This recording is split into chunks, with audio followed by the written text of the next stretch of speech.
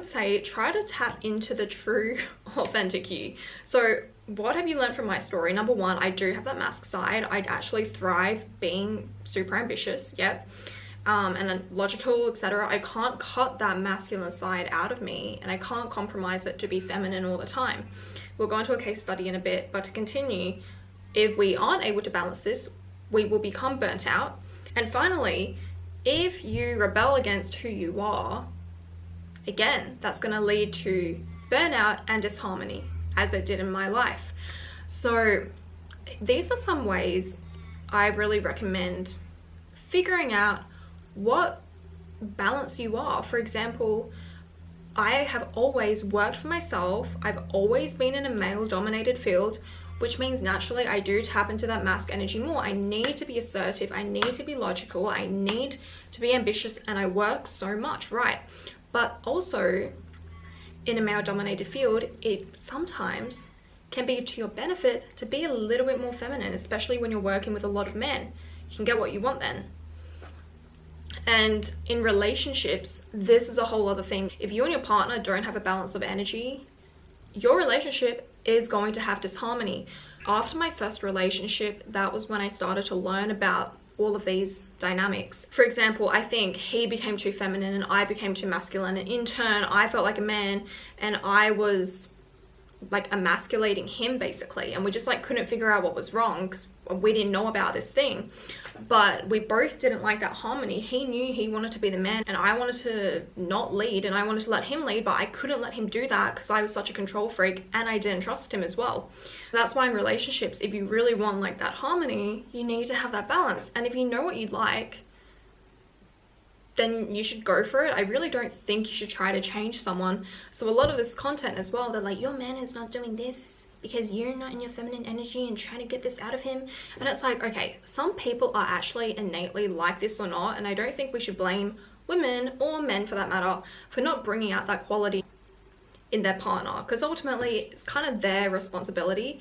But if you really want that person, then I guess you need to figure out how to do that. And okay, so what is feminine energy and how can you be more feminine? Let's start with the physical, okay? Simply look more put together. I have this whole video here, you can watch on it, but jewelry, have your nails done, hair, just be well kept. I think dresses are a great way to feel more feminine as well. Dancing, moving your hips especially, is good for balancing that feminine energy and getting more in tune with your body. Part of being super feminine is actually being in touch with your body and your emotions and in touch with yourself spiritually, and you do that through movement. Working out also helps, because if you have stagnant energy in your body, well, you need to get that moving, otherwise there's going to be disharmony and maybe even illness. Now, energy wise, again, maybe you have a blocked sacral chakra, and additionally you can do sacral chakra. So the sacral chakra is associated with our womb, which is where we hold a lot of this feminine energy as well. It is home to our creativity, creation, pleasure, which are all feminine energy traits, and self-worth. We tend to disconnect with this energy center due to society making it taboo. What have I been talking about? When reconnecting, lots of healing occurs. It also occurs where we can hold trauma if you have experienced abuse, especially sexual abuse, which needs to be cleared. Be gentle and loving with yourself. Here's a good affirmation. I embrace life with passion. I'm divinely blessed.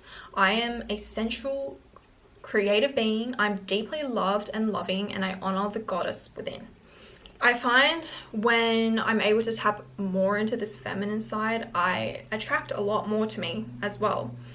I embrace that side of me and I love it, and I nurture her, and I don't try to shun her out anymore. I want to add that if you don't feel like you resonate with being feminine, dude, who the fuck cares? F those TikToks, yo, you need to be feminine, you need to do. No, be yourself. You know why? Because if we're talking about relationships, there is a person out there equal to you who is going to balance. So if you're a woman and you're more masculine, well, naturally you're going to attract a man who is more feminine, and you can balance each other out. But if you're a masked woman and that's not what you want, then you do need to practice being more feminine. For example, sometimes I am in my more masculine energy, but ultimately I want a man one day, not right now, who is more masculine, which means I can't be trying to like one-up him, which sometimes I do. So another good example is feminine energy. It doesn't seek out problems. It really is easier said than done, in my opinion, to tap into that side, because even me with a man, I can't just be like, feminine. No, like, he has to bring that out of me, or sometimes I have to hold myself back from saying certain things. So again, like, don't try to change fundamentally who you are, but you can reap benefits of learning about these different energies in order to benefit your relationships.